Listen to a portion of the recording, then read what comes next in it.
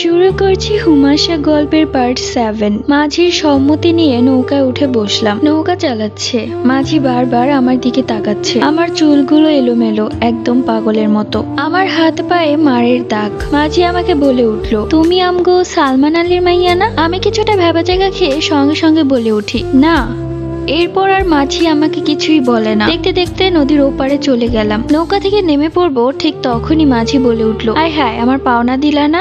আমি তাকে কি বা দিতে পারি? আমার কাছে যে একটা টাকাও নেই, সাথে আছে মায়ের দুটো বালা। আমি তাকে হাত জোর করে বলতে লাগলাম যে আমার কাছে কোনো টাকা নেই, সে যেন আমাকে মাফ করে দেয়। কিন্তু সে এক প্রকার বলে উঠলো, না না, এরকম হওয়া যাইব না। এত রাইতে এত কষ্ট করে আমি নৌকা বাইয়া এদিকে দিয়ে গেছি, আর তার বিনিময়ে কোনো টাকা পাবো না? আমি অবশ্য তার সাথে কথা বলতে বলতে ঘাটে নেমে গিয়েছিলাম। সে আমাকে ঘাটে নামতে দেখে তাড়াতাড়ি তার নৌকাটা ঘাটেই বেঁধে ফেলল এবং নেমে আমার সামনে এগুচ্ছে। আমিও দৌড়াতে শুরু করলাম, সেও আমার পেছন পেছন দৌড়াতে শুরু করলো। দৌড়াতে দৌড়াতে আমি জঙ্গলে চলে গেলাম। জঙ্গলের ভেতর পুরো অন্ধকার, চারিপাশে শুধু বড় বড় গাছ, কোনো মানুষজন নেই। সেই মাছিটা দৌড়াতে দৌড়াতে আমার পেছন পেছনে এসেছিল, কিন্তু অন্ধকারে আমাকে আর খুঁজে পাচ্ছে না। তাই সে কিছুটা ভয় পেয়ে চলে গেল। চলে যাওয়াতে আমি হাঁপ ছেড়ে বাঁচলাম। একটা গাছের নিচে বসে পড়লাম। পাটা আর চলছে না।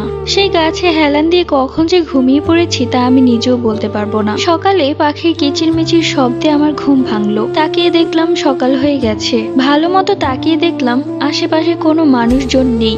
এটা একটা জঙ্গল। ঘাটে নামার পর সেখানে একটি রাস্তা ছিল। সেই রাস্তা দিয়ে আরেকটা গ্রামে যাওয়া যেত, কিন্তু রাতের অন্ধকারে আমি দৌড়াতে দৌড়াতে জঙ্গলের ভেতর চলে এসেছি। আমি ঠিক করলাম যেভাবেই হোক ঘাটে যেতে হবে, সেই রাস্তা দিয়ে আমি সামনের গ্রামে যেতে পারবো। তাই আমি রাতে যেভাবে জঙ্গলে দৌড়ে এসেছিলাম ঠিক সেভাবেই পেছন দিকে যেতে লাগলাম। হাঁটতে হাঁটতে প্রায় দুপুর হয়ে গেল। মনে হচ্ছে এক রাস্তা দিয়ে বারবার আসছি। প্রায় অনেকক্ষণ পর আমি সেই ঘাটের সন্ধান পেলাম। ঘাটে এসে আমি যেই না সেই রাস্তায় ঢুকবো, অমনি দেখলাম সামনের চায়ের দোকানে সেই মাঝি বসে চা খাচ্ছে। এই মাঝি আমাকে দেখে ফেললে সর্বনাশ হয়ে যাবে। আমার গায়ের ওড়না দিয়ে আমি ভালো করে মুখটা ঢেকে নিলাম, যাতে আমাকে চেনা না যায়। এরপর দেখলাম দুজন বোরকা পরা মহিলা সামনের দিকেই যাচ্ছে, মানে সেই রাস্তার দিক দিয়ে। আমি তাদের পিছন পিছন যেতে লাগলাম আর মনে মনে দোয়া করতে লাগলাম যেন সে মাঝি আমাকে না দেখে। সেই চায়ের দোকান থেকে আমি বেশ অনেকটা দূরে চলে এসেছি। সেই মহিলা দুটো আবার আমাকে লক্ষ্য করেছে যে আমি তাদের পিছু পিছু আসছি। তাই অনেকটা দূর যাওয়ার পর সেই মহিলা দুইটা আমাকে জিজ্ঞেস করলো, এই মেয়ে, তুমি কি আমাদের পিছু পিছু আসতেছো? কোথায় যাইবা? তুমি কই থাকো? আমি তাদেরকে সত্যি সত্যি বললাম যে আমার যাওয়ার মতো কোনো জায়গা নেই, এমনকি আমার কেউ নেই। কথাগুলো বলার সময় অবশ্য আমার চোখে পানি টলমল করছিল। তাদের আমার চোখে পানি দেখে খুব মায়া হলো। তারা আমাকে বলল, ঠিক আছে, তোমার যেহেতু থাকার কোনো জায়গা নেই, তাহলে তুমি আমাদের সাথে চলো। মহিলাদের বোরকা পরা ছিল, তাই তাদের চেহারা দেখতে পারিনি।